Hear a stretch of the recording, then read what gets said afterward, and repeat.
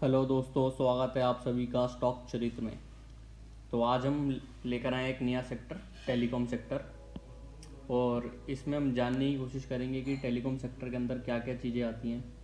फिर किस तरीके का काम होता है, और 3 इम्पॉर्टेंट कंपनीज जो हमारी टेलीकॉम सेक्टर की है जो हम आपके लिए लेकर आए हैं: Bharti Airtel, Tata communications and ITA। तो अगर हम टेलीकॉम सेक्टर की बात करें तो बेसिकली इसमें 3 तरीके की हम चीज़ें देखेंगे।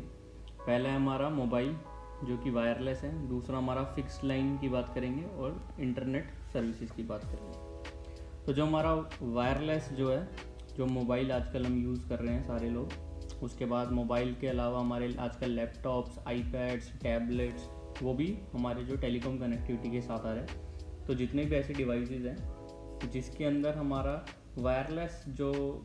कम्युनिकेशन है वो हो रहा है, और उसमें हमारा जो सिग्नल जो है वो किसी हम टेलीकॉम सर्विस प्रोवाइडर से ले रहे हैं, या फिर ऐसे जो डिवाइसेस है, जो IoT डिवाइसेस आजकल आ रहे हैं जो वायरलेसली, चाहे वो ब्लूटूथ हो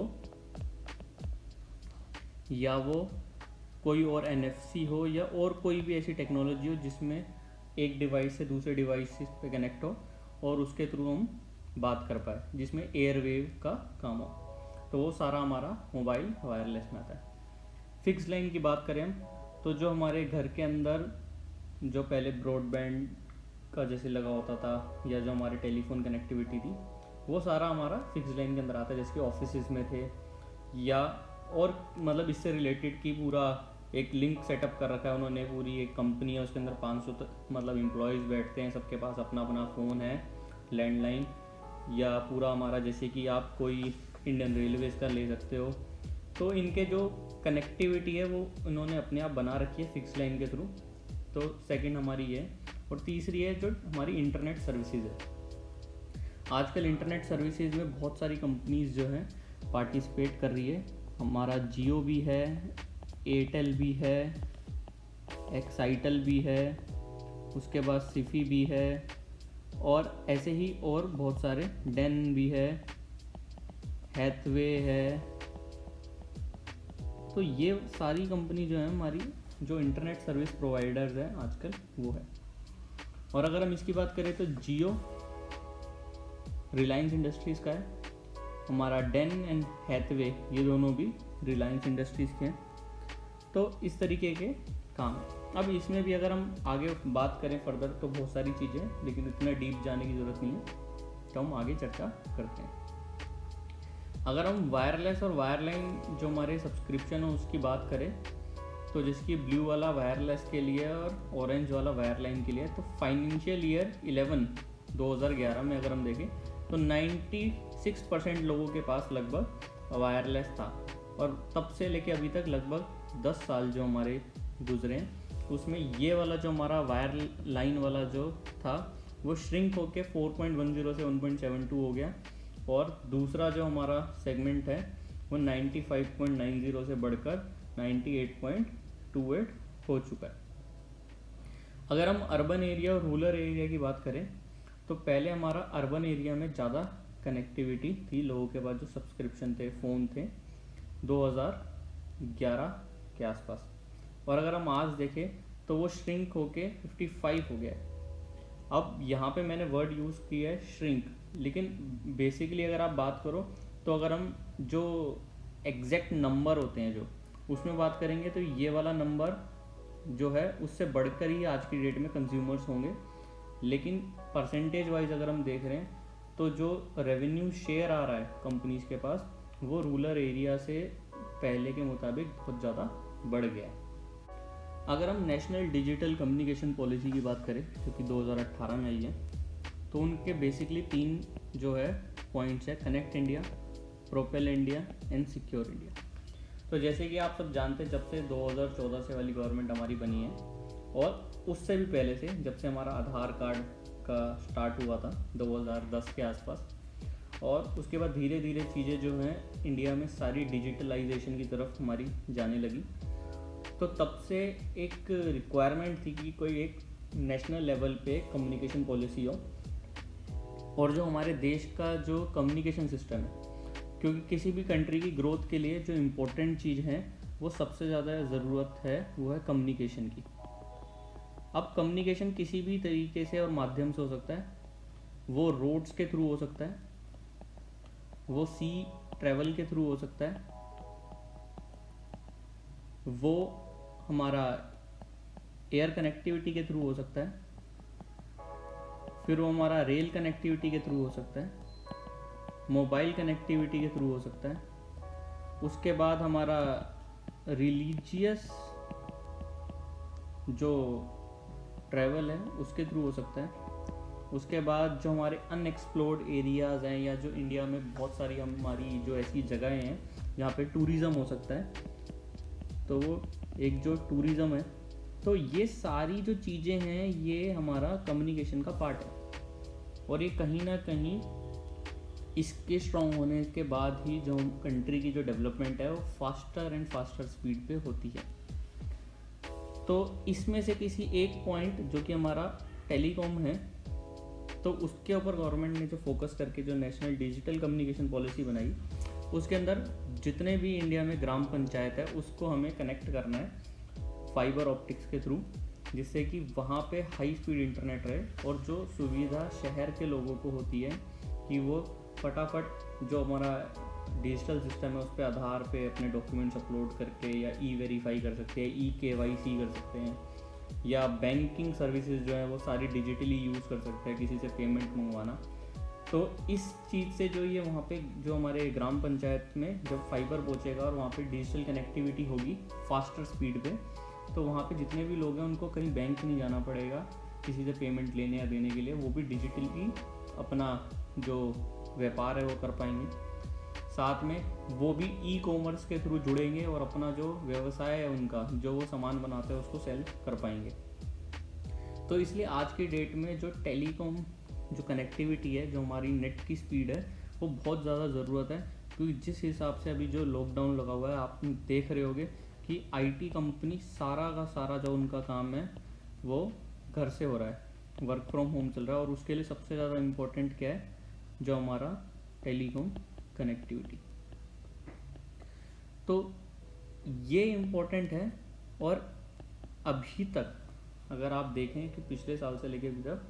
हर एक तरीके की कंपनी के अंदर बहुत अच्छी तेज़ी आ चुकी है। हमने टेक्सटाइल में बात की थी, टेक्सटाइल में तेज़ी बनी, मेटल में बात करी थी, मेटल में तेज़ी बनी।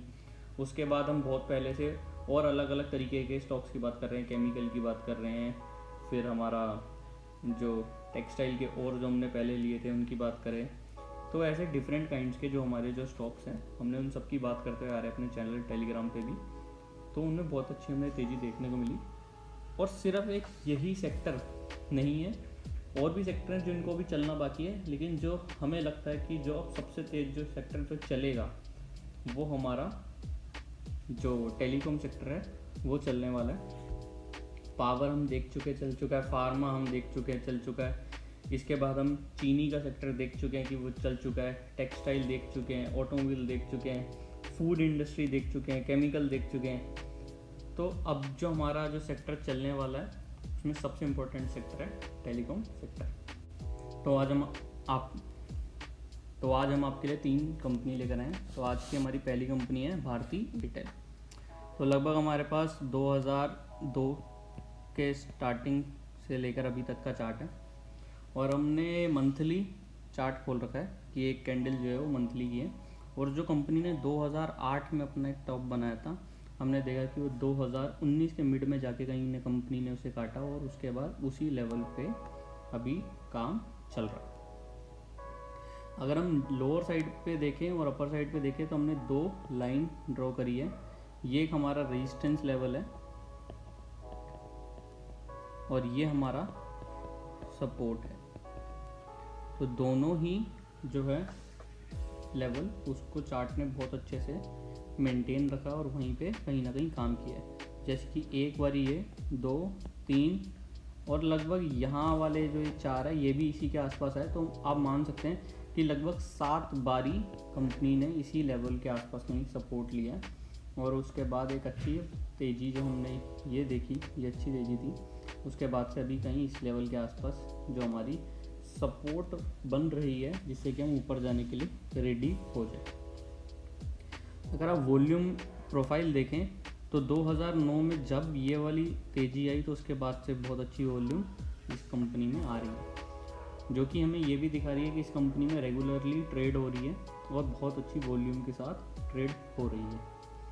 और ये वाले जो लेवल जो हमने आपको जहाँ मार्क किया है लगभग 550 रुपये का जो लेवल है 543 रुपीज़ का है,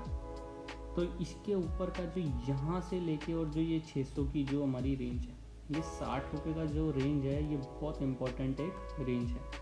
रेंज हम यहाँ मेंशन कर देते हैं कि 543 से लेके लगभग 600 रुपये, ये जो हमारी रेंज है ये बहुत इम्पोर्टेंट एक रेंज है।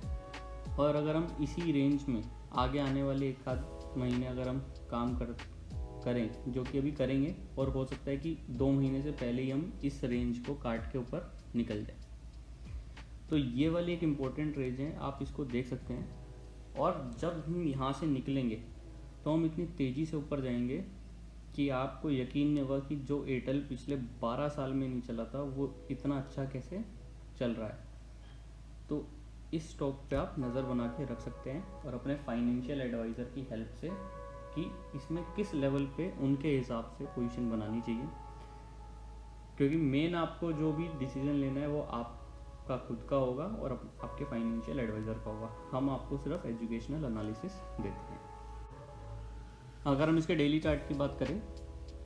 तो ये हमने 2 लाइन ड्रॉ करी है, इसके पीछे से हमने किसी एक लेवल पे लगाई थी और उसके बाद हम उसको एक्सटेंड कर रखी है। तो हमने सिर्फ एक यही पोर्शन लिया जो हमारा लास्ट 1 साल का था,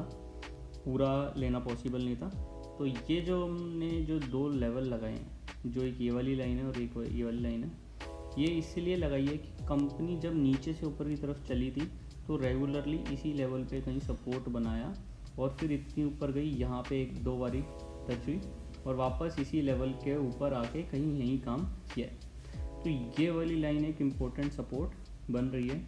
और ये वाला इम्पोर्टेंट एक रेजिस्टेंस बन रहा है। और जैसे कि आप देख पा रहे हैं कि यहाँ पे गैप ज़्यादा था और यहाँ पे अब गैप कम होता जा रहा है। तो कहीं आगे जाके, जो कि अभी आगे आने वाले, ज़रूरी नहीं कि ये अभी अक्टूबर-नवंबर तक दिखाई दे रहा है तो वहाँ तक हो सकता है थोड़ा शार्प इसमें डाइवर्जन हमें देखने को मिले। और अगर हम ध्यान से देखें तो अगर इलियट जिन लोगों को पता है, ये ओ हो सकता है, ये ए है, ये बी हो सकता है, सी डी ई। तो जो हमारी जिगजैग वाली होती है वेव वो कंप्लीट हो चुकी है, लेकिन उसके अंदर एक क्राइटेरिया होता है कि इसकी जो लेंथ है वो कम होती रहती है। तो उसको अगर हम ना देखें तो जो हमारी एक नॉर्मल वेव काउंट होता है 1 2 3 4 5 6 हमारा बन गया है। अब ये जो 7 वाली है हो सकता है ये यहाँ पे आके जो ब्रेक करेगी तो हम इसके ऊपर बहुत तेज़ी से निकलें, और जो कि ये ऊपर की तरफ जा ही रही है और जो हमारे 600 के लेवल है, तो आप मान के चलिए अगर ये वाले जो लेवल है ये यहाँ पे कहीं काट के ऊपर जाती है तो इसका मतलब ये है कि इसने बहुत अच्छा एक ब्रेकआउट दे दिया है और इसने दिखा दिया है कि अब इसको ऊपर की तरफ ही जाना है और ये वापस शायद नीचे काम करने ना आएगा एक बारी यहाँ पे सपोर्ट लेने, जिस लेवल पर रेजिस्टेंस काट के जाते हैं वो वापस वहाँ पे एक बारी टेस्ट ज़रूर करते हैं, तो वापस इस लेवल के आसपास कहीं आएगा। लेकिन जो कंपनी को दिखाना है कि वो एक अच्छा ब्रेकआउट दे रही है तो वो ज़रूर दे देगी। आपको हमारी वीडियो अच्छी लगी हो तो लाइक ज़रूर करिए, चैनल को सब्सक्राइब करिए, जिससे कि आगे आने वाली वीडियोस की नोटिफिकेशंस आपको मिलती रहे। और जो हमने लास्ट अभी वीडियोस अपनी बनाई है, चाहे वो मेटल सेक्टर की हो, टेक्सटाइल की हो,